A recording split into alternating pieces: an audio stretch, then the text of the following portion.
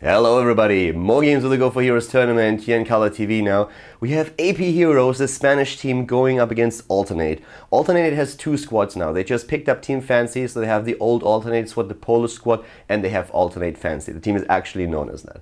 So in this case, it is the Polish squad, the original Alternate team that is going up against ApHeroes on Cursed Hollow. And Alternate decided in this game to go for the very great combo between Tyrael and Anubarak, the two initiators as their front lineup. We've seen ApHeroes doing exceptionally well in the last few weeks because they were going to the finals against Team Liquid. They brought Team Liquid back into the third map and they did just extremely well in most of the cups that they entered. Alternate, on the other hand, was struggling for a long time right now. So this game is going to prove if Alternate is able to bounce back here, or ApHeroes just continues their streak and is able to once again reach the later rounds of a tournament. Ladies and gentlemen, this is Cursed Hollow with Alternate against ApHeroes.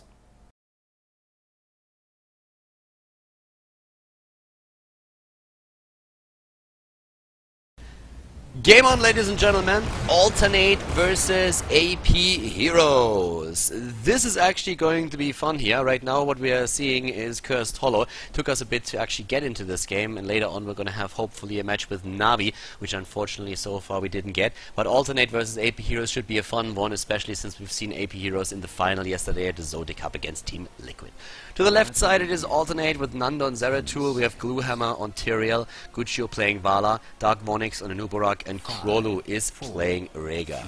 To the right side of the map it is ApHeroes, a Spanish team with Thunder on Uther, Redex on Sergeant Hammer, Shad is playing Kel'Thas, Tidaka on Muradin, and I am Morden is playing Malfurion. So, let's see how this game is gonna start off. Because, well, the one thing that we already know, of course, is that once again we are seeing a lineup with 4 Blood for Bloods. This time for Team Alternate, they have 4 Blood for Bloods on the heroes. The only one who doesn't have a Blood for Blood is actually good old Zeratul. We had Rega taken last, and we have no Brightwing in the game. Brightwing was also not banned out, so it's quite important to talk about that, since the only reason, in my opinion, why they really picked Rega over Brightwing was that Blood for Blood on level 16. He's a good healer in general, but Brightwing has a few advantages these days that you really want to use there.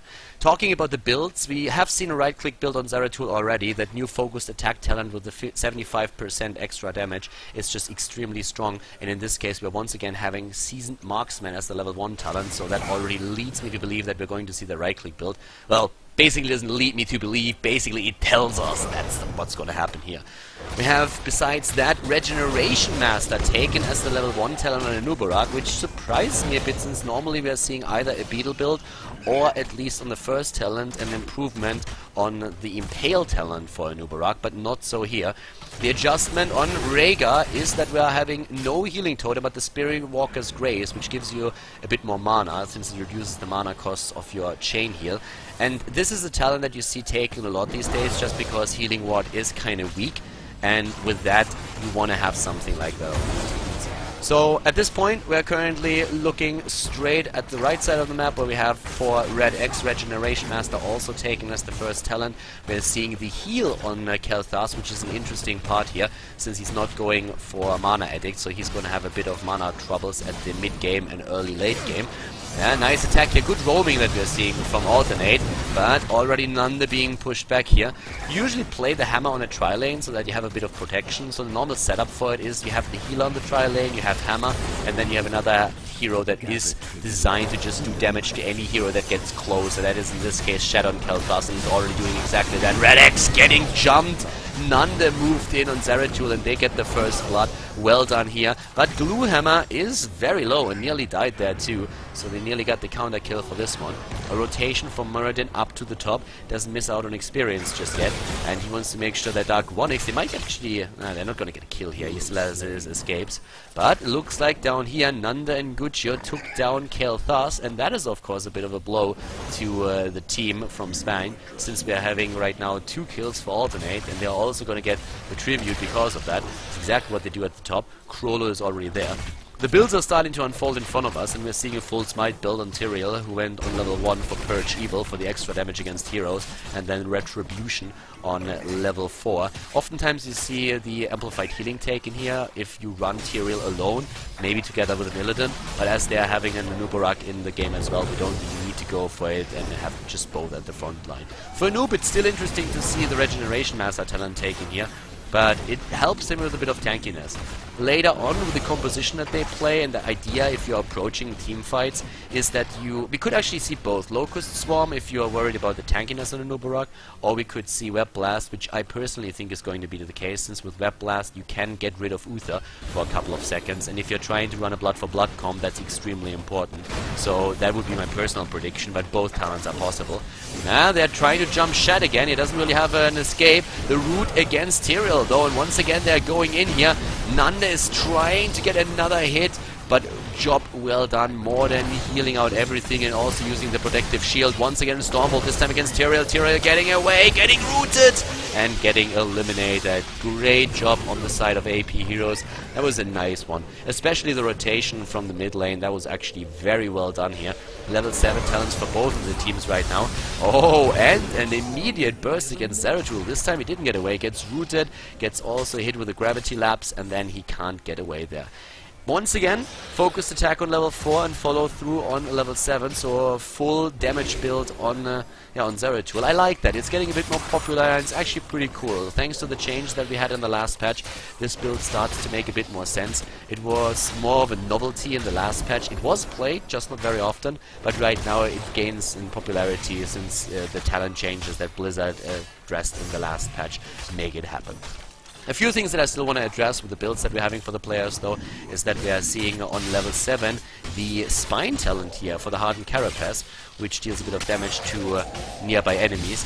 It's like more of a pusher build on Nubarak, I want to say. And it's a bit surprising considering that with the new Beetles, usually see Beetle build emphasized by most of the teams. Great kill against Zeratul here again. ApHeroes starting to gather some momentum and really putting it to use here. So that works quite well for them. Also on level 4 here, Netherwind chosen. It's getting more and more popular over potential gathering power, and I like it, since I don't think gathering power really benefits Khaldor a lot. He's very squishy, he will die, and if you have the Netherwind, you get great setup for your own Flame Strike. You are in a position where you can really isolate target. It helps you when you're trying to get away, so it's a great talent to take. Good root again, this time against Tyrael, and Tyrael trying to escape here, but already a bit in trouble. So yeah, Searing attack on Bala, who went for a multi-shot build. Once again the rotation at the bot lane, this time with 5 heroes, 5 versus 5, Shed stunned and down. Root against Rhaegar, but he gets away to 4 versus 5, and Alternate is doing really well here. They're trying to go in once again. Tidaka could jump away with Mirror, and he does that with a quick dwarf toss. Level 9 versus nearly 10. Our ApHeroes, they have lost a lot of heroes, but it's still 3 kills versus 3, and they are in the lead when it comes to experience. And they also have 2 tributes against 1, so they're doing quite well with that. We're having, of course, also now Cleanse taken on level 7 for Uther. The move in the mid lane. Here comes Nanda. Tries to get another cleave against Tidaka, but the dwarf jumps a bit too fast here. And now we're going to see the level 10 talents. Web Blast or Locust Swarm. What's it going to be? And we are... Oh, sorry, for the opponent's team, that is. Phoenix here, Avatar. Those talents were pretty obvious, but here comes now level 10 for Alternate. And it is Locust Swarm. Not going for the Web Blast. We're having Void Prison taken. Stun against Dark Vonix. Oh, the curse against them now as well. He wasn't able to get any of his Impales in or a Burrow Strike. Therefore, no interruption against the channel. The tribute ends up in the hands of ApHeroes, and they get the curse, and they are using it already here. Potential to zone with the Phoenix now as well. They're starting to move in for that. Down to the bot lane or in the mid lane. We're having now the focus against the towers. The first one down, second one attacked.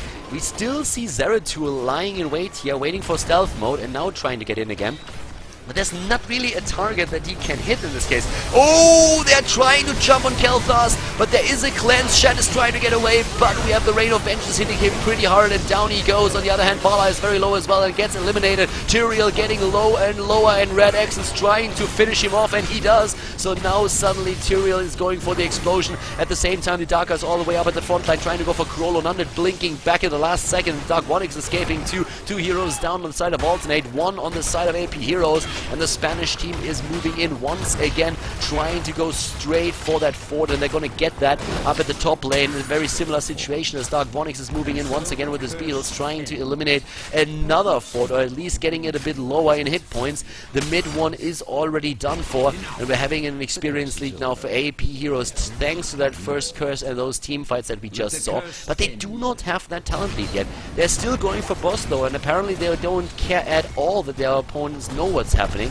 So we could see a rotation towards that boss fight. At the top, Anubarak is already making his way over, and Gluehammer's just throwing one sword after another into the fray, trying to just like stun that out a bit. Oh, they're going straight for Vala, but Vala gets away. Guccio getting healed in the last second by Rhaegar. Here comes Judgment once again. Justice shall be served, but Shed gets away. Thunder is always ready with that cleanse and trying to shield him here. Nice zoning also with the Phoenix, keeping the backline intact. The Netherwind did not hit Rhaegar here though, so the dog gets away. Whoa, a lot of explosive power in those fights, especially of course with Gluehammer and Strike. Oh my god, that Rain of Vengeance hits. It hits a lot, but only with the first wave. Again, the movement in that crowd control CC that we have there. Those chains, but look at how low they are. That double healer comp that we're seeing for ApHeroes makes it nearly impossible to kill them. It does so much heal. And right now, Alternate is just struggling getting their kills in. They're trying and they're trying hard, but against the double healer, it's really tricky. The healing numbers here roughly at 30 altogether, 12,000 and 17,000, and we're having now 17, nearly 18,000 on Rhaegar. So yeah, at this point, it's really tricky. Kills are not that easy for Alternate. They have a very good setup when it comes to targeting one hero, and they're trying that. I mean, Tyrael is judgmenting in, then comes the blink from Zeratul and is trying to eliminate the target with a couple of right clicks, going for the auto attacks and then also throwing the double bombs in. We're seeing Vala, of course, going straight for a Rain of Vengeance, but if Uther starts to go for his heal, and then we're seeing also Malfurion throwing in another one with a heal over time, the protective shields that are being played here, then it's pretty tricky to take those targets down. In this case, we're having also no healing ward taken. I mention it again since I know that a lot of people tuned in just now or were just watching this video, and Healing Ward has received a few nerfs in the last patch. It's not very popular with players at this point, which is also, I think I've been going over this, why it's not being taken as the level 1 talent on Rhaegar, but also not as the level 4 talent on Malfurion. Both of the healers that we're seeing for ApHeroes went for Protective Shield instead to make sure that they can do something against that attempted burst damage that we're going to see from Alternate later on with the Blood for Bloods, but also of course now already thanks to the Judgment. Burning Rage is being used on Anubarak. We're having still the Angelic Might taken, not Imposing Will. Not Imposing Will, which is oftentimes the case for him, but in this case it's more about the attack damage on the right click. So we're having the move up to the top lane where they are attempting to take one of the bosses. They're making sure that the boss is not... Yeah, well, it's getting leeched regardless. Oh, up here, very isolated, Morten, and yeah, those judgments. Tyrael, when he goes in for justice, then yeah, he looks a little bit like Siegfried and Roy just riding with his sword on a tiger. I don't know, it's a bit of a weird picture, but this bad boy is definitely doing God's work, quite literally actually. So 13 talents for both of the teams now. There we have a move against the boss. We're already seeing now the chain bomb taken over. Actually, just the chain bomb over flamethrower. Bubble wipe attempt. Oh, the stun and the double kill. Kel'Thas is down and Uther isn't making it either. Muradin dropping too. Wow, that was really good. That was a nice setup there. Very small corridor, then great positioning from Zeratul allows him to throw a perfect Void Prison, and Vala is there for that Rain of Vengeance. They chain it up really nicely and they get those kills in, and on the back of that they get the boss as well. So really well done.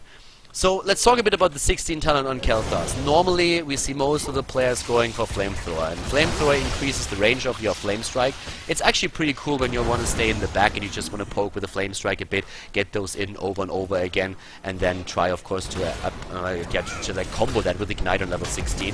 If you are going for Chain Bomb on the other hand, you can have devastating results if you hit a good Flame Strike with Ignite on 16. and those heroes stay together. Then you can really do an enormous amount of damage, but you have to get in a bit closer, and therefore it's easier for your opponent to really dive Telthas and take him out. So it's a judgment call that you make there. Do I need that safety net, that extra range on my Flame Strike, or do I not? And in this case they decided to go for damage instead. It's a bit more of a greedy build, but it's still one that can really win you a fight too. So at this point, as you can see, we're having a quadruple blood for blood, and that was of course the 16 that we've been talking about. That's where the sniping is going to come into play. Now it's all about Uther making sure that he is using that Divine Shield. This is not going to be easy at all, especially Tidaka is going to be in a world of hurt if he's getting jumped, and that's probably what they're going to try and do. Everybody is at the bot lane right now. There is a tribute on the map, and that would be Cursed Tribute. Zeratul was still in the back line here. He's at full HP, could move in from the side, but they are already rotating over to the tribute. They're gonna get this one, and down here the boss is still gonna do some work to keep him off to the right side. We're seeing the Siege Tank camp taken. Nanda is using his double bombs against Morden. He's trying to steal that camp away, and he's distracting them already. There we go, stealing that too. That's a great push that they have now set up at the bot lane. Not only the boss, but also the Siege Giant camp. Phoenix is being used to just zone them out a bit, but so far Darkonix is just simply tanking it. He doesn't even care. Hasn't used his heroic ability just yet. In fact, neither one of those players has used the ultimate yet. So they are trying to move in, and once Muradin is exposed, they are going to try and snipe him here. Judgment and quadruple blood for blood is going to finish any hero off if the Divine Shield is not happening instantaneously. And the boss alone is already doing work towards the keep. This should be keep number 1. The boss is eliminated, but the rest of the team is still there. And the push is not only happening down here at the bot lane, but also in the mid lane where Fort is falling. At the top, we're having a very similar situation with the wave moving in. The keep down at the bottom is already eliminated, and now we're having 18 versus 16. So finally, Flame Strike talent number 16 is going to appear here. We're going to see that in just a second. Where's that ignite? There it is.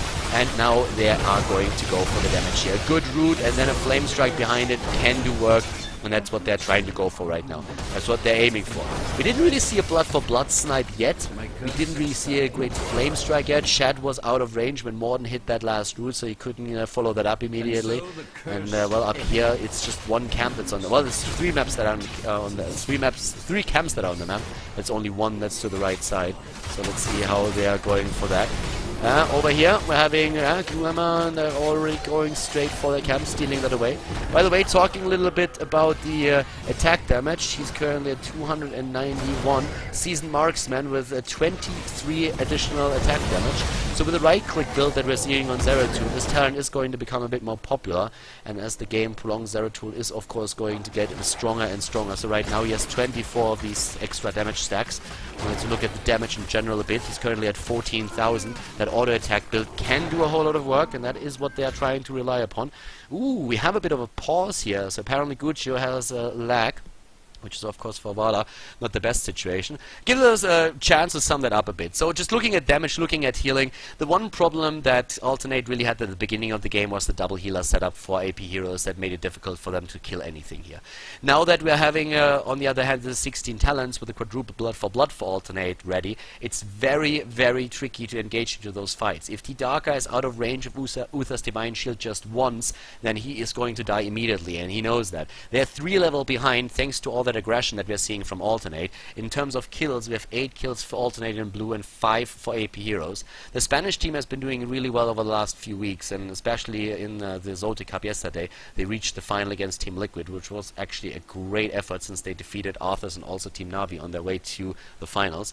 We're having now, in regards to the talents, once again the auto attack damage build on Zeratul. We're having more of a smite focus on Tyrael, since he's being run together with an Uberuk in the composition. And an Uberuk is actually going for the more tankier version, even running Regeneration Master on level 1, which is kind of uncommon these days, since the focus on the Beetle build is what most teams aim for. We have 9 of those extra regenerations on him, so that is actually pretty neat. As you can see, that gives him a huge amount of regeneration. You get 4 per second anyways, then you have 9, that's 36, so he has 40 extra regeneration on, extra hit point regeneration on that level that he is right now, which is kind of sweet. So survivability for him is definitely a given. That helps him a lot, and as the game continues, that's of course going to happen there even more. Let's look at Red X. He has currently 7 of those stacks, so he doesn't have as many as a Nubarak, but he still has quite a few on his on his Sergeant Hammer. Hardened Focus, by the way, taken on level 16 for like, it's actually surprising to me that they're taking this one as well and not Tenacious Roots, considering that they're running a Flame Strike here. But we're having them with that, which is of course going to increase those heal numbers on Malfurion even more. With a double heal, they are having an incredibly amount of sustain right now. And at the same time, we are now currently looking at level 20 talents for Alternate, where we are seeing Rewind taken on Zeratul. I could have actually seen him go for Nexus Blades with this. I mean, he's going for an auto attack build anyways, you might as well go for Nexus Blades, but he decides to still go for Rewind, which allows him of course to be very mobile on the map, since you can refresh the cooldown on Blink instantly. We have also a Hardened Shield, but only one on Tyrael. We are running still another Rewind on Anubarak. Tidaka gets jumped, but also a Cleanser out, going straight for it. There's the bubble, and yes, he is jumping away already. So far, so good for ApHeroes, but this is not an easy fight. They don't have the 20 talent. Here comes Judgment against Khaldor. They're jumping in. Uther is already dead. They're diving deep. Alternate, that is, and they might lose Gluehammer. Yes, indeed they do. That heal was a bit too late. Rhaegar didn't get the ancestral healing here in time. So it's an even exchange, 1 hero for a hero, and if you're the underdog in the game, that is a trade in your advantage. And now they're also trying to give chase, maybe locking down Dark Vonix. They're not getting close enough to eliminate him here. Maybe they can win a tribute though, even though they don't have the level 20 talent. Most of the heroics are already down on the side of Alternate, and we still have a few available to team ApHeroes, especially of course that Phoenix, which is great for zoning purposes, and they're trying to get this one. I don't think that Alternate is willing to take a fight here.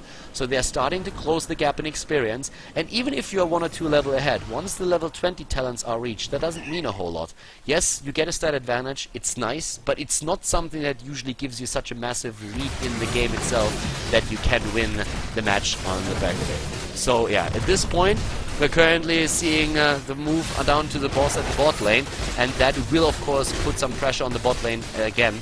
There is no keep, so it's going to threaten core directly, but it shouldn't be a big issue once the shields are up again. You should be able to defend against this, and with the boss up at the top, we're also going to see some counter pressure by ApHeroes, and that allows them to go straight for the fort at the top. And they are only 1 level away from 20, and that's what they're waiting for right now.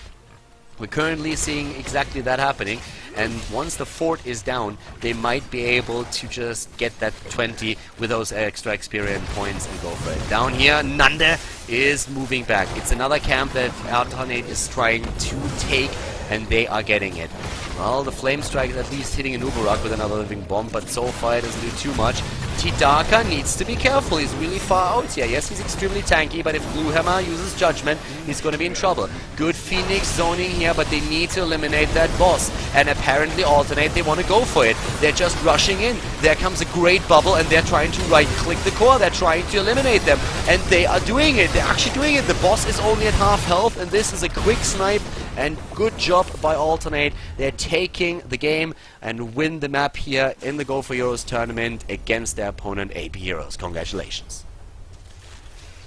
Impressive play by Alternate. They are able to win the game against ApHeroes here, so they advance to the next round, and that was pretty well done by them. ApHeroes never really getting that foothold in the game that they were able to establish against other teams in the past here. So in this case, even Khaldor didn't really work out for them. Muradin as the frontliner, the sole frontliner of the team, not really having that impact that they were hoping for. And then we of course had always just Tyrael being ready for a judgment. We had also a Nubarak in there, and Alternate played this really well. So they advanced. Congratulations to them, a job well done. And guys, if you enjoyed the video, give it a thumbs up on YouTube, subscribe to the channel if you haven't done that yet, and I'm going to see you for more Heroes of the Storm here on Khaldor TV tomorrow. Bye bye.